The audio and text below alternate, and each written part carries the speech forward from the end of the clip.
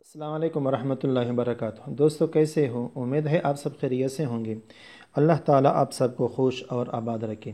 دوستو آج کی ویڈیو میں آپ کو لوگوں کو بہت اہم چیز بتا رہا ہوں۔ آپ کو پتہ لگا ہوگا کیونکہ میں نے لکھا ہے قرآن کا تعارف۔ تو یہ چیزیں بہت زیادہ اہم ہے کیونکہ یہی چیزیں بحیثیت مسلمان ہونے کے ہمارے اوپر اس کا یاد کرنا سیکھنا لازمی ہے، اور ہمارے ٹیسٹوں میں بھی جو ایس ایس اسلامیات ہے، لیکچر اسلامیات، اس طرح اے ٹی ٹی ٹی یہاں تک کہ پی ایم ایس اور سی ایس ایس کے ٹیسٹوں میں یہی سوالات آتے رہتے ہیں، اور انٹرویو میں بھی ان سوالوں کے بارے میں پوچھا جا سکتا ہے۔ تو قرآن کا تعارف تو کسی کا محتاج نہیں تعارف کیونکہ ہمارا مذہبی کتاب ہے، لیکن اس کے ساتھ ساتھ نزول قرآن کے بارے میں دو الفاظ استعمال ہوتے ہیں، ایک ہے انزال، دوسرا ہے تنزیل۔ اسی طرح مکی اور مدنی آیات کے بارے میں، اسی طرح ترتیبی نزول اور ترتیبی توقیفی، تین چیزوں کے بارے میں میں تھوڑا تفصیل سے آپ کو بتا رہا ہوں۔ تو چلو سٹارٹ کرتے ہیں سب سے پہلے نزول قرآن کے بارے میں۔ نزول قرآن کی وضاحت کے لیے دو الفاظ استعمال ہوتے ہیں، ایک ہے انزال اور دوسرا تنزیل۔ انزال کے معنی ہے کسی چیز کو ایک ہی مرتبہ مکمل نازل کر دینا، جبکہ تنزیل کے معنی ہے توڑا توڑا کر کے نازل کرنا۔ اس سے معلوم ہوتا ہے کہ قرآن مجید کا نزول دو مرتبہ ہوا ہے۔ پہلا نزول لوح محفوظ سے یک بارگی آسمان دنیا کے ایک مقام جس کا نام ہے بیت العزت یا بیت المعمور، وہاں پر ہوا ہے۔ اس لیے قرآن مجید میں جہاں انزال کا لفظ آیا ہے، اس سے مراد اس کا پہلا نزول ہے، جیسے کہ اللہ تعالیٰ خود بھی ارشاد فرماتا ہے سورۃ الدخان آیت نمبر 3 میں، اعوذ باللہ من الشیطان الرجیم، بسم اللہ الرحمن الرحیم، اِنَّا أَنزَلْنَاهُ فِي لَيْلَةٍ مُبَارَكَةٍ۔ اس کا ترجمہ یہ ہے بلا شبہ ہم نے اس کو ایک مبارک رات میں اتارا۔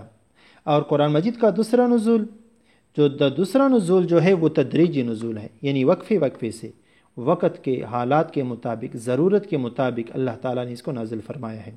تو وہ قرآن مجید کا دوسرا نزول جب شروع ہوتا ہے تو اس وقت ہماری حضور صلی اللہ علیہ وسلم کی عمر کتنی تھی، یہ میں تفصیل سے آپ کو بتا رہا ہوں۔ جب دوسرا نزول شروع ہوا تو ہمارے آقائے نامدار اور سرور کائنات سردار دو جہان جناب نبی کریم صلی اللہ علیہ وسلم غار حرا میں مصروف عبادت تھے کہ جبریل علیہ السلام، پورا واقعہ تو میں بیان نہیں کر سکتا ہوں کیونکہ پھر لمبی ہو جائے گی، سورۃ العلق کی پہلی 5 آیات کے ساتھ حاضر ہوئی، اور غار حرا میں جب آپ صلی اللہ علیہ وسلم کے پاس پہلی وحی لائی تو اس وقت رمضان المبارک کی 21 تاریخ تھی۔ بعض مؤرخین نے لکھا ہے کہ 17 رمضان المبارک تھی۔ کون سی رمضان المبارک؟ 17 رمضان المبارک تھی، اور یہی قول جو ہے یہ سب سے زیادہ مشہور بھی ہے اور محقق قول بھی ہے، پہلا جو وحی نازل ہو چکی ہے۔ اور 17 رمضان المبارک، اور بعض نے 27 رمضان بھی لکھا ہے، اور دوشنبہ کی رات تھی، اور شمسی سال کے مطابق 10 اگست 610 عیسوی تھی، یعنی اگست کا مہینہ تھا اور 10 تاریخ تھی اور 610 عیسوی سال تھی۔ قمری حساب کے مطابق ہماری حضور صلی اللہ علیہ وسلم کی عمر کتنی تھی؟ قمری حساب کے مطابق ہماری حضور صلی اللہ علیہ وسلم کی عمر 40 سال 6 مہینے اور 12 دن تھی۔ 40 سال 6 مہینے اور 12 دن، یہ ہماری حضور صلی اللہ علیہ وسلم کی عمر مبارک تھی۔ جبکہ شمسی حساب کے مطابق ہمارے حضور صلی اللہ علیہ وسلم کی عمر مبارک 39 سال 3 مہینے اور 22 دن تھی۔ کتنی؟ 39 سال 3 مہینے اور 22 دن۔ تو ان کو یاد رکھنا بہت اہم چیز ہے۔ 39 سال 3 مہینے اور 22 دن، یہ شمسی سال کے مطابق، وہ قمری سال کے مطابق ہے۔ یہ بھائی میں اس ساتھ لکھ دیتا ہوں۔ اس کے بعد آئیے مکی اور مدنی آیات کی طرف۔ مکی آیات، مفسرین کی اصطلاح میں مکی آیت یا سورت وہ ہیں جو آپ صلی اللہ علیہ وسلم کے بغرض ہجرت مدینہ طیبہ پہنچنے سے پہلے نازل ہوئی تھی، اس لیے کہ کئی آیات ایسی ہیں جو شہر مکہ میں نازل نہیں ہوئی تھی لیکن ہجرت سے پہلے نازل ہوئی تھی، اس لیے انہیں مکی آیات کہا جاتا ہے۔ یہاں تک کہ سفر ہجرت کے دوران جو آیات راستے میں نازل ہوئیں وہ بھی مکی آیات کہلاتی ہیں۔ اسی طرح مدنی آیات یا صورتوں سے مراد وہ آیات ہیں جو ہجرت مدینہ کے بعد نازل ہوئی۔ چنانچہ ہجرت کے بعد آپ صلی اللہ علیہ وسلم کو بہت سے سفر پیش آئے جن میں آپ صلی اللہ علیہ وسلم مدینہ سے سینکڑوں میل دور تشریف لے گئے۔ ان تمام مقامات پر نازل ہونے والی آیات مدنی ہی آیات کہلاتی ہیں، یہاں تک کہ ان آیتوں کو بھی مدنی آیات کہا جاتا ہے، جو فتح مکہ یا صلح حدیبیہ کے موقع پر خاص شہر مکہ یا اس کے مضافات میں نازل ہوئی، لیکن پھر بھی وہ مدنی آیات ہیں۔ کیونکہ ہجرت مدینہ طیبہ کے بعد ہیں۔ مختصر طور پر میں یہ بتا رہا ہوں کہ مکی اور مدنی آیات کی تقسیم اگرچہ بظاہر مقامات کے نزول کے اعتبار سے معلوم ہوتی ہے، لیکن در حقیقت وہ زمانے کے اعتبار سے ہے۔ لہٰذا ہجرت سے قبل کی آیات مکی ہیں اور ہجرت کے بعد کی آیات وہ مدنی آیات ہیں۔ اس کے بعد مکی اور مدنی صورتوں کے حوالے سے یہ بھی قابل ذکر ہے کہ بعض صورتیں تو ایسے ہیں کہ وہ پوری مکی یا پوری مدنی ہیں، مثلا صورت مدثر پوری مکی ہے اور صورت آل عمران یہ پوری مدنی ہے، لیکن بعض صورتیں ایسے ہیں جن میں مکی آیات کے ساتھ ساتھ مدنی آیات بھی ہیں، جبکہ بعض اوقات اس کے برعکس بھی ہیں۔ مثلا صورت اعراف مکی ہے لیکن اس کی کئی آیات مدنی ہیں، اور صورت حج مدنی ہے لیکن اس کی 4 آیات وہ مکی ہیں۔ اس سے معلوم ہوتا ہے کہ کسی صورت کا مکی یا مدنی ہونا اس کی آیات کی اکثریت کے اعتبار سے ہوتا ہے، یعنی جو اکثر آیات اس میں مدنی تو مدنی کہلائے گا، اکثر آیات مکی تو مکی کہلائے گا۔ عموماً ایسا ہوتا ہے کہ جس صورت کی ابتدائی آیات ہجرت سے پہلے نازل ہوئی اسے مکی قرار دیا گیا ہے، اگرچہ بعد میں اس کی بعض آیات ہجرت کے بعد ہی نازل ہوئی۔ اچھا، اس کے بعد میں تھوڑی سی پہچان بھی لکھ دیتا ہوں ساتھ۔ پہچان مکی اور مدنی آیات صورتوں کی آپ پہچان کیسے کریں گے؟ تو مکی اور مدنی صورتوں کی پہچان میں آپ کو مختصر طور پر بتا رہا ہوں۔ مثال کے طور پر جس صورت میں لفظ کلا آیا ہو، لفظ کلا آیا ہو، ہرگز نہیں، اس کا معنی یہ ہے ہرگز نہیں، لفظ کلا آیا ہو ہرگز نہیں، وہ مکی ہے۔ ہر وہ صورت جس میں سجدے کی آیت آئی ہے وہ بھی مکی ہے۔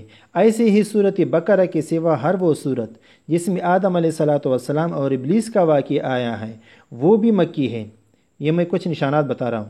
اسی طرح وہ صورت جس میں جہاد کی اجازت یا اس کے احکام مذکور ہیں وہ مدنی ہے، یا جن صورتوں میں منافقین کا بیان ہے وہ مدنی ہے۔